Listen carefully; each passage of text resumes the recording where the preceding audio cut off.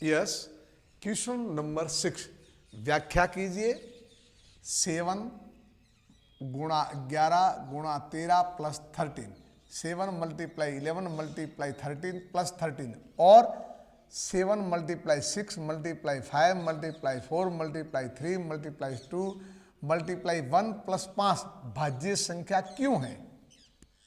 यानी प्रूफ देना, आपने को सिद्ध करना है कि ये भाज्य संख्या क्यों है। तो पहली बात तो मैं आपको ये बताऊं, भाज्य संख्या कहते हैं किसको? तो भाज्य संख्या ऐसी संख्या जिसमें स्वयं का और एक को छोड़ के और किसी का भाग जाए तो भाज्य। वापिस समझो, मैंने पहले समझाया आपको यूं, मैंने लिखा भाज्य संख्या क्या होती है। भाज्य संख्या वह संख्या है जिसमें किसका भाग जाएगा। देखो, एक तो जाएगा स्वयं का, इसके अलावा स्वयं के अलावा देखो, एक तो आ गया स्वयं का, एक गया एक का, इसके अलावा और अन्य संख्या का, और अन्य संख्या। ध्यान दो, याद रखना, भाज्य संख्या किसे कहते हैं? एक तो स्वयं का जाएगा, एक का जाएगा, एक और किसी संख्या का जाता है तो भाज्य। स्वयं, एक और अन्य संख्या। कैसे? मान लो मेरे पास में 2 लिखे हुए हैं, अब 2 में किसका भाग जा रहा है? एक तो स्वयं का, एक का, अब और किसी का नहीं जाता, ये भाज्य नहीं है। मेरे पास में मान लो 4 लिखी हुई है, तो 4 में किसका जाता है? देखो, स्वयं का तो जाता ही है, एक का जाता ही है, और किनका जा रहा है? 2 का। तो यह 4 हमारी क्या हुई? भाज्य संख्या। तो मेरे ख्याल से अब तुम समझ गए होंगे कि भाज्य संख्या किसे कहते हैं? ऐसी संख्या जिनमें स्वयं और एक के अलावा और किसी संख्या का भाग जाता है तो वह हमारी कौन सी हुई? भाज्य संख्या है। क्लियर?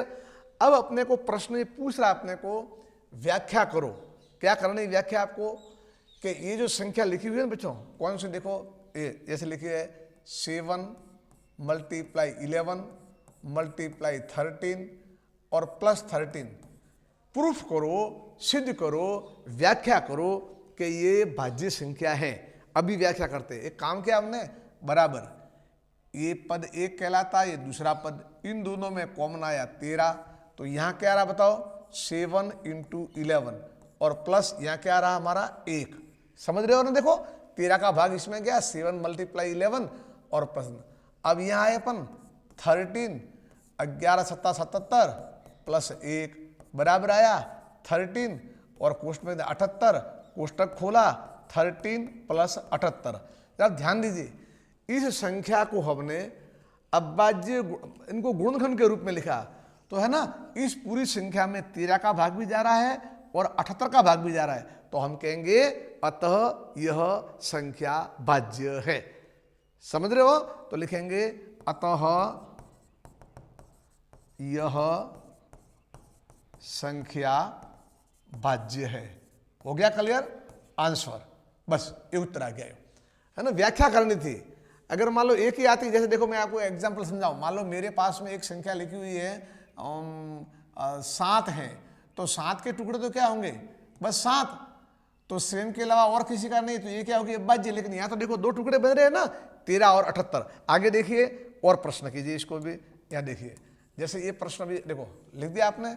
अगला प्रश्न आ रहा है आपके पास में, क्या आ रहा है? देखो, ये संख्या लिखी हुई है, कौन सी? देखो, समझदार 7 multiply 6 multiply 5 multiply 4 multiply 3 multiply 2 multiply 1 plus 5। कोई बात नहीं, यह संख्या हमारी 1 है पूरी, ये दूसरी है 7/6/5/4/3/2/1 प्लस 5।